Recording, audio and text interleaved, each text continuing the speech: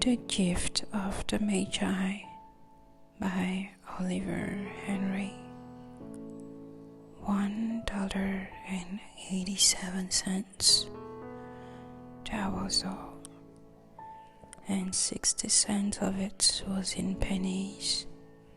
Pennies saved 1 and 2 at the time by bulldozing the grocer and the vegetable man and the butcher until one's cheek burned with the silent imputation of parsimony that such close dealing implied.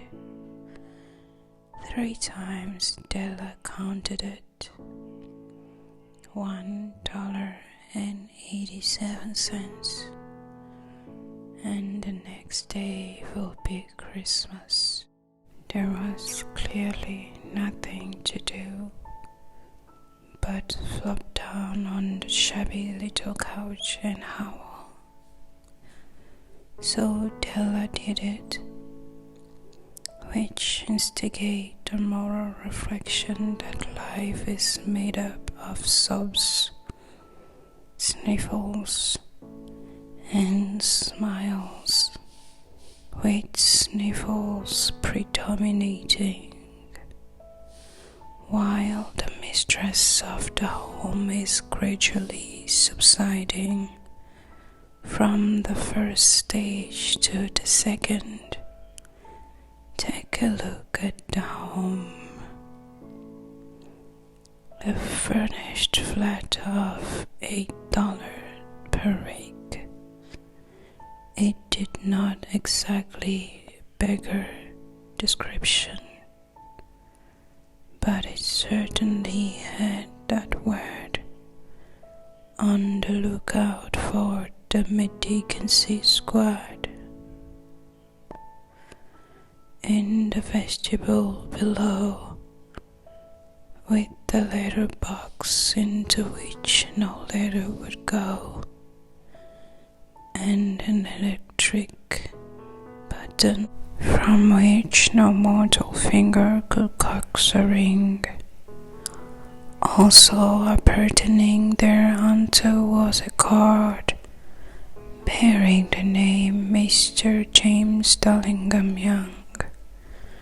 The Dallingham had been flung to the breeze during a former period of prosperity when its possessor was being paid $30 per week. Now, when the income was shrunk to $20 though, they were thinking seriously of contracting to a modest and unassuming D. But whenever Mr. James Dallingham Young came home and reached his flat above, he was called Jim and greatly hugged by Mr. James Dallingham Young, already introduced to you as Della, which is all very good. Della finished her cry and attended to her cheeks to the power rag.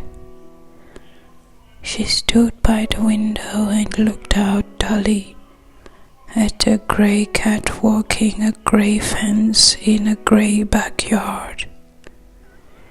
Tomorrow will be Christmas Day, and she had only $1.87 with which to buy Jim a present.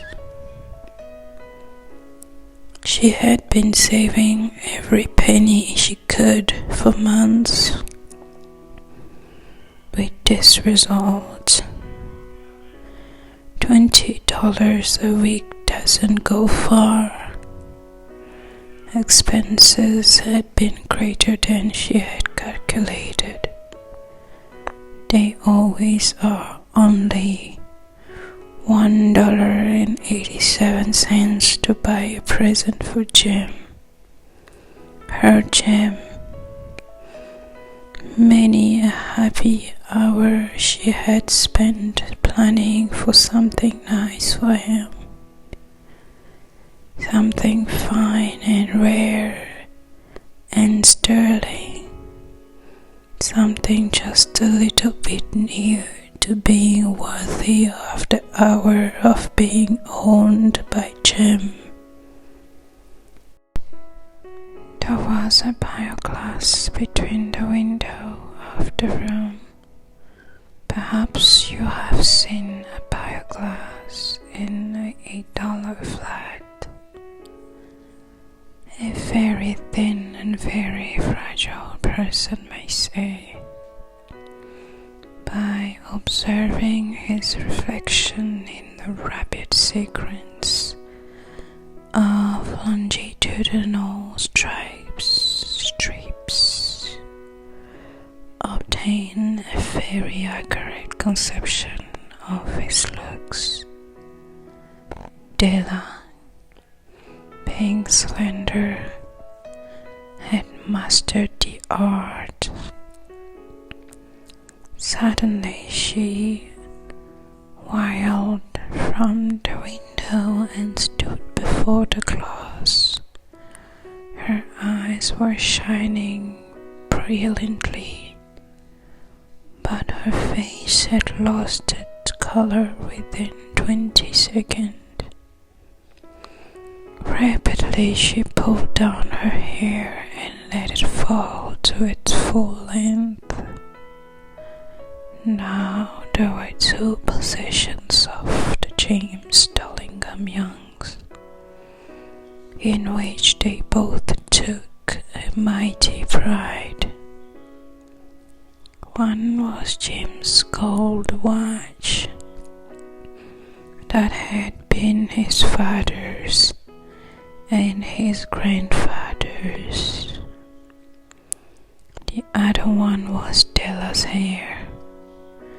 Had the Queen of Sheba lived in the flat across the hay shaft, Della would have let her hair hang out to the window, someday to dry, just to depreciate Her Majesty's jewels and gifts.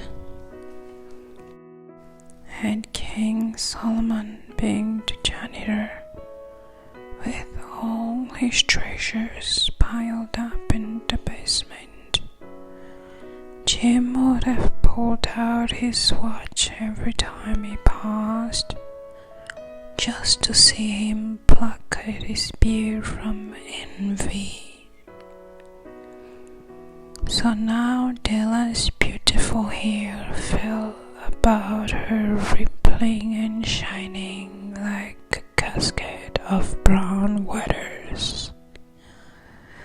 It reached below her knee and made itself almost a garment for her. And then she did it up again, nervously and quickly. Once she faltered for a minute and stood still a while a tear or two splashed on the worn red carpet. On went her old brown jacket, on went her old brown hat, with a wheel of skirts, and with the brilliant sparkle still in her eyes. She fluttered out the door and down the stairs to the street, where she stopped. The sign read, Madame Sofroni, hair goods of all kinds. One flight up Della ran and collected herself, panting, Madame, Lord, too white, chilly. hardly looked so funny. "Will you buy my hair?" asked Della. "Buy hair," said Madame. "Take your hat off, and let's have a sight at the looks of it." Down revolved the brown casket. $20, said Madame, lifting the mass with the practiced hand. "Give it to me quickly," said Della. Oh, and the next 2 hours tripped by on rosy wings. Forget the hushed metaphor. She was ransacking the stores for Jim's present. She found it lost, as surely had been made for Jim and no one else. There was no other like it in any of the stores. She had turned all of them inside out. It was a platinum fob chain, simple and chaste in design, properly proclaiming its value by substance alone, and not by meretricious ornamentation, as all good things should do. It was even worthy of the watch.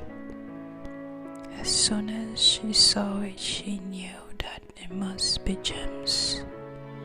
It was like him, quietness and value. The description applied to both.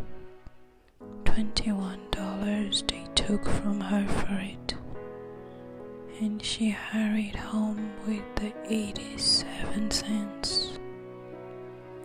With that chain on his watch, Jim might be properly anxious about the time in any company.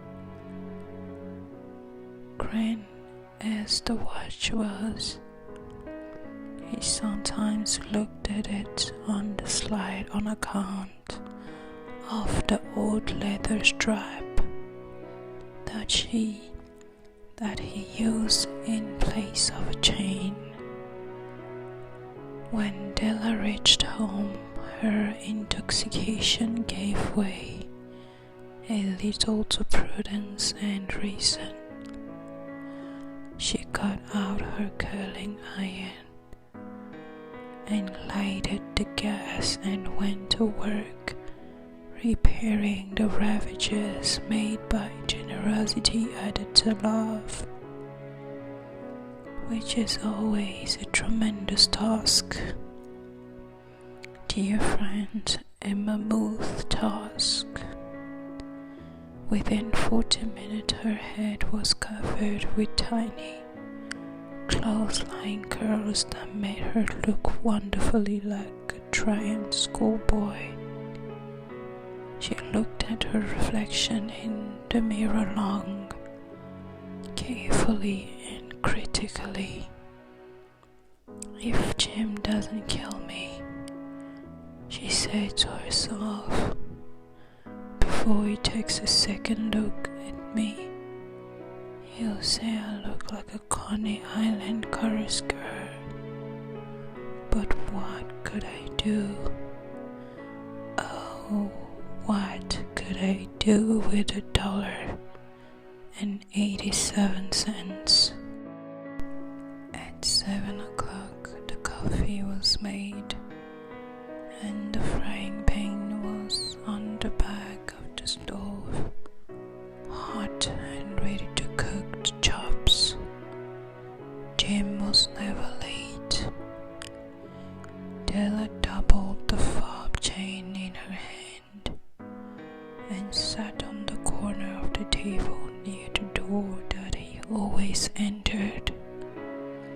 Then she heard his steps on the stairway down on the first flight, and she turned white for just a moment. saying a little silent prayer about the simplest everyday things. And now she whispered, "Please God, make him think I am still pretty." The door opened and James stepped in and closed it. He looked thin and very serious. Poor fellow. He was only 22, and to be burdened with the family, he needed a new overcoat, and he was without gloves. Jim stopped inside the door, as immovable as a setter at the scent of kale. His eyes were fixed upon Della, and there was an expression in them that she could not read, and it terrified her. It was not anger, nor surprise, nor disapproval, not horror, nor any of the sentiment that she had been prepared for. He simply stared at her fixedly with that peculiar expression on his face. Della wiggled off the table and went for him. "Jim, darling," she cried, "don't look at me that way. I had my hair cut off and sold because I couldn't have lived through Christmas without giving you a present. It will grow out again. You won't mind, will you? I just had to do it. My hair grows awfully fast. Say Merry Christmas, Jim, and let's be happy. You don't know, and what a beautiful, nice gift I've got for you." "You've cut off your hair?" asked Jim, laboriously, as if he had not arrived at that patent fact yet, even after the hardest mental labor. "Cut it off and sold it," said Della. "Don't you like me just as well? Anyhow, I'm me without my hair, and Jim looked about the room curiously. "You say your hair is gone," he said, with an air almost of idiocy. "You needn't look for it," said Della. "It's sold, I tell you. Sold and gone too. It's Christmas Eve, boy. Be good to me, for it went for you. Maybe the hairs of my head were numbered," she went on with sudden serious sweetness, "but nobody could ever count my love for you. Shall I put the chops on, Jim?" Out of his trance, Jim seemed quickly to wake. He unfolded his Della. For 10 seconds, let us regard with discreet scrutiny some inconsequential object in the other direction. $8 a week, or $1 million a year. What is the difference? A mathematician or a wheat will give you the wrong answer. The magi brought valuable gift, but I was not among them. This dark assertion will be illuminated later on.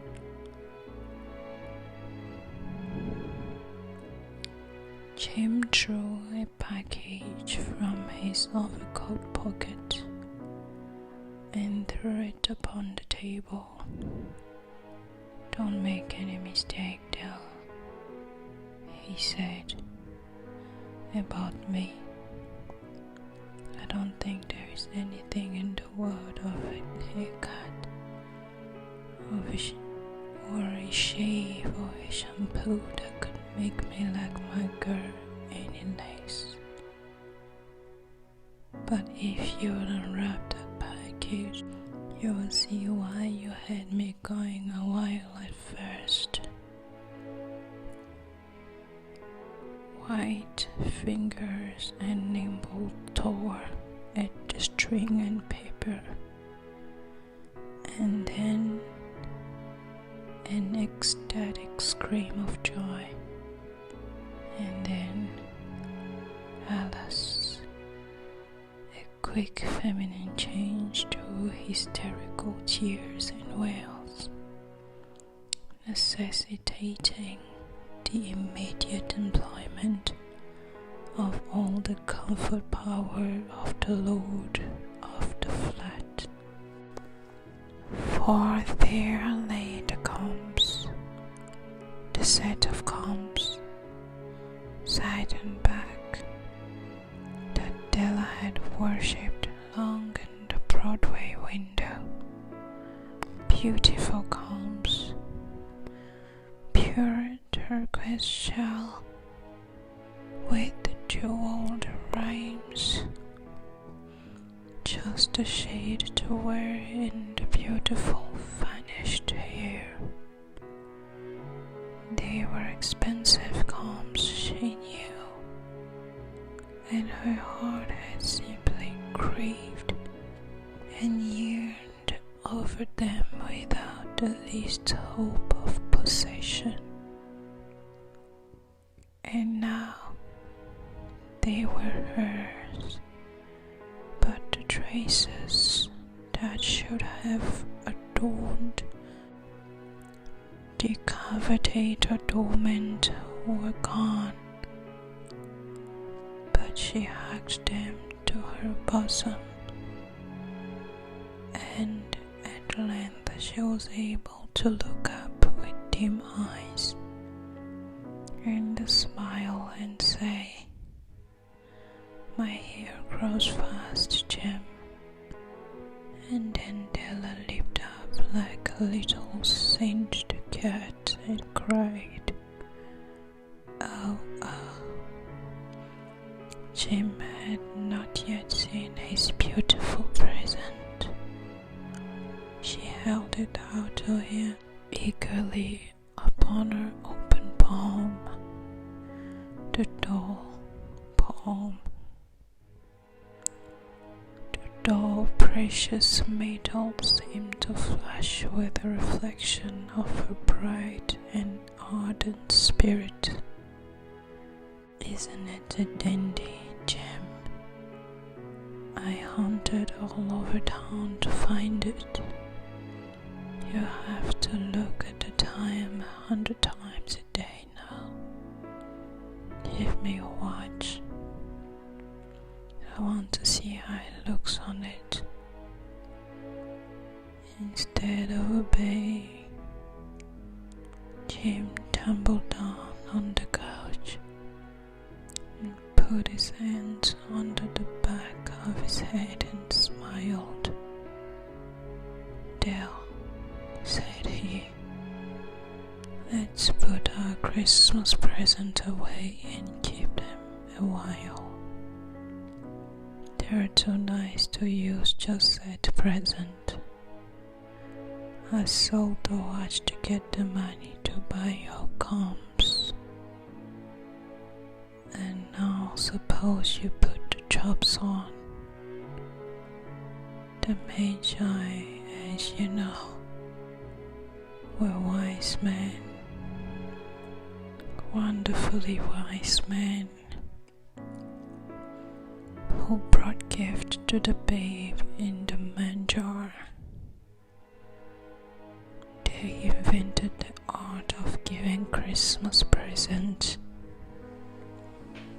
Being wise, their gift were no doubt wise ones, possibly bearing the privilege of exchange in case of duplication. And here I have lately related to you the uneventful chronicle of two foolish children in a flat who almost unwisely sacrificed for each other the greatest treasures of their house. But in the last word to the wise of these days, let it be said that of all who give gift, these two were the wisest. Of all who give and receive gift, such as they are wisest. Everywhere they are wisest. They are the magi.